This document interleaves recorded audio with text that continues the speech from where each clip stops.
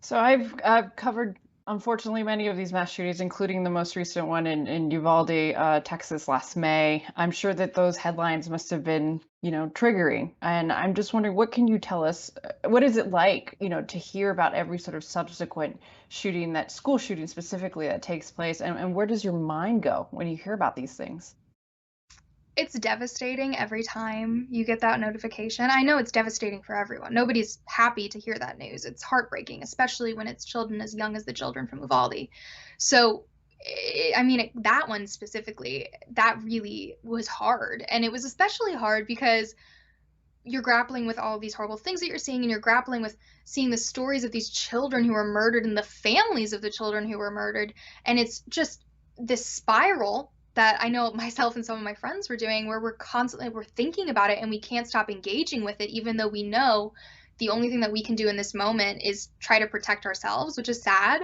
But sometimes it's not the best for a school shooting victim to really, really kind of spiral into this, staring at this content for hours and hours and hours and hours about this tragedy.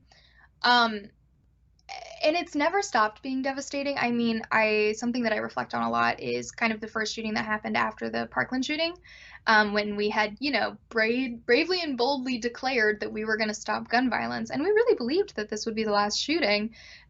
Naivete, brazen confidence, and hope really had us saying that out loud to everyone. And then another shooting happened.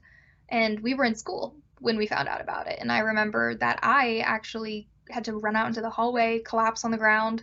One of the service dogs, because the service dogs were still there, that's how soon after it was, came up and like nuzzled against me. And I just have such a distinct memory of that because that was the first moment that we had to really understand the fact that this fight was going to take a lot longer. And while this fight took so long, we were going to keep seeing tragedies, and it was just going to keep breaking us apart because you feel helpless. You feel failure, even though it's not your fault.